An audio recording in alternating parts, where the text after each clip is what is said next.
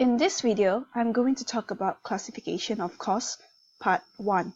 Okay, so for classification of costs, the first thing you need to know what is cost all about. So cost is the monetary value of resources used in the manufacture of a product. For example, if I want to manufacture a chair, okay, I might need to use some timber, and this timber we need to buy for, there is a cost for this timber. Okay, cost is also the monetary value of resources used in carrying out other business activities. For example, the electricity used in the office, the rental that we have paid for the business, and so on. Okay, so costs can be classified in different ways depending on the objective of its use. Okay, the first way of classifying the cost is by its cost behavior. Okay, so cost behavior is a way to classify costs. We can classify costs based on how it varies with the different level of production or activities. Okay, so we can classify costs by looking at how it varies with different level of activity or volume. So what does it mean by activity or volume? Activity means that activity or volume can be measured in terms of units of production. That means how many units you have produced, or it can be measured based on hours worked, students enrolled, or any other activities. Okay, so if you want to classify cost based on the cost behavior, there are three types. There are three types of costs. Number one is fixed cost, number two is variable cost, and number three is mixed cost. So fixed cost is constant in total.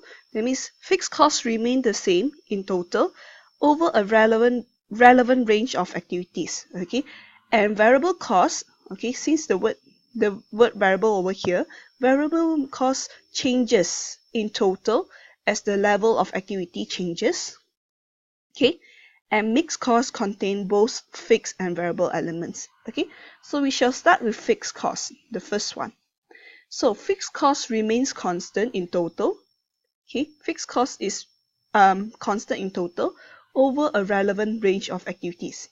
Okay, so relevant range of activities is the range of activities for which the same cost structure applies. Okay, for which the same cost structure applies. Okay, it refers to the upper and lower limits, the minimum and maximum limits of the number of products that can be made without changing the cost structure of a particular business.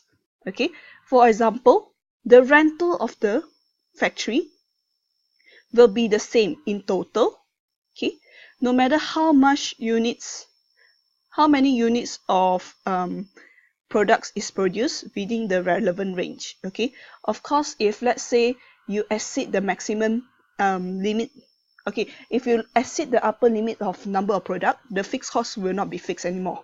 Okay, so so fixed cost in total remains constant as the level of activities increase or decrease. For example, let's say my rental is $500. Okay, no matter I produce 1 unit or 500 units, the rental will still be the same as at $500. Okay, so I still need to pay the same amount no matter how many units I produce. That's why rental is considered as a fixed cost. Okay, however, the per unit cost, fixed cost per unit will reduce as activity level increases, and it will increase as activity level decreases. Okay, for example, if I produce 1 unit, the fixed cost per unit will be 500 divided by 1, which is 500 per unit. Okay, however, if I produce 20 units, the fixed cost per unit is 500 divided by 20. Okay, and 500 divided by 20 equals to 25.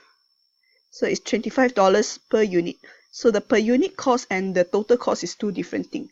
The per unit cost will decrease as activity levels increases, and it will increase as activity level decreases. But the total the total fixed cost will remain the same, will remain constant, no matter the activity level increase or decrease.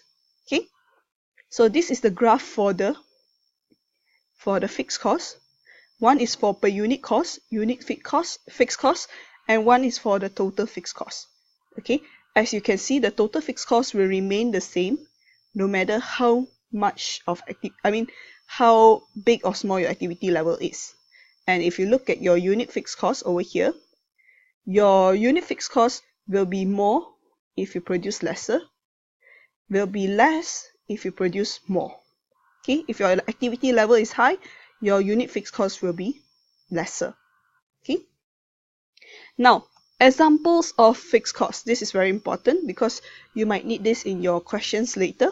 Okay, so for some examples of fixed costs will be, number one, depreciation of office machinery. Number two, salary. Office supervisor salary will remains the same no matter how much of products you have produced. Okay, rental, delivery vehicle insurance. All of these are actually fixed costs because it's not related with the volume or activity level.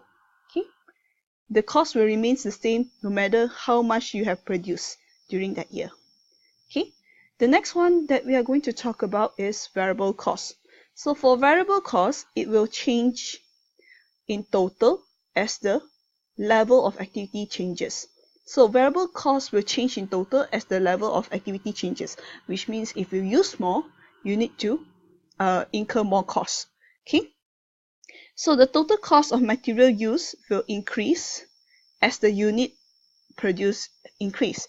However, the variable cost per unit does not change, okay, within the relevant range. Okay, so one of the examples will be wages of machines operators. Okay, so if I produce the product, okay, if let's say I want to produce a particular product, I need machine operators to do it. Okay, so the wages of machine operators is considered as a variable cost. So if I produce the product, I need the machine operators. But if I don't produce this product, I might not need to pay these wages. Okay, next one will be raw material used in manufacturing, your manufacturing process. For example, if I manufacture glassware, okay, if I manufacture all this glassware, I need raw materials.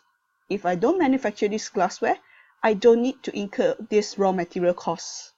Okay, next one, cost of goods sold in the toy shop. Okay, so if I sell my toy, I need to incur cost of goods sold. But if I don't sell my toy, I don't incur this cost of goods sold. Okay, so all this cost of goods sold is considered as the variable cost.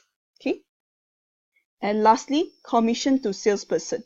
If your salesperson managed to sell the item, okay, you need to incur this cost. But if your salesperson didn't sell, you don't need to incur this cost. So this cost can be this variable cost will change based on the activity level. Okay, so the variable cost in total will increase. Okay, variable cost in total will increase. Okay, in total, it will increase as the activity level increase, and it will decrease as the activity level decrease. Okay, however, the variable cost per unit will remain the same. Okay, as the activity level increase or decrease. Okay, so per unit variable cost will remain the same, but in total it will increase based on the when the activity level increase, and it will decrease when the activity level decrease. Okay, so this is variable cost. So some examples of variable cost is over here. You need to know this as well, because later on when we calculate our CVP analysis, when we do some CVP analysis, we need to differentiate between fixed and variable costs. Okay, and lastly, we will talk about mixed cost. So mixed cost is also known as semi-variable cost. So this mixed cost contain fixed and variable cost altogether. Okay, for example, if XYZ employs a salesperson, the salesperson may receive a basic salary of 1,005. At the same time, he might receive a commission of $5 for every dish the salesperson managed to sell. So this basic salary here is actually a fixed cost, and this commission over here is actually a variable cost. So this is actually a mixed cost because there are fixed and variable costs in this particular salary. Okay. And next one will be telephone service. Okay. And telephone service include a fixed rental line fee and a fee for each phone call made. Okay. So this fixed rental line fee is actually a fixed cost. Okay. This fixed rental line fee is actually a fixed cost, and the fees for each telephone call that you make is considered as a variable cost. Okay, so this is considered as a mixed cost as well. Okay, so when you use the CVP analysis, which I will talk about this later, okay, when you use CVP analysis, you must make sure that you manage to differentiate the fixed and variable portion properly. Okay, you have to separate between fixed and variable portion. Okay, so this is what mixed cost all about. Now, for costs and expenses, what's the relationship between costs and expenses? What's the relationship between costs and expenses? So costs can become expenses and it can be included in your income statement, okay, when they are consumed. So when you use the cost, it will be a expense. So cost, when it's unexpired, we call it as a cost, okay, and we can record it in your balance sheet. For example, like unexpired rent, okay, or prepaid rent, okay, or prepaid insurance, okay. So we can record it under our balance sheet under current assets. But if let's say we have used the prepaid rent, it will become an expense in a later period, okay. If your cost has expired, we call it as an expense, and you have to put it in your profit or loss account. You have to include it in your income statement during the current period. Okay, so this is the relationship between cost and expenses. Expenses are expired and cost is not expired yet. Okay, so in this video, the main thing that you need to differentiate is you need to differentiate what is fixed cost, what is variable cost, and what is mixed cost. Okay, so in the next video, we are going to talk about CVP analysis and how to calculate profit or loss.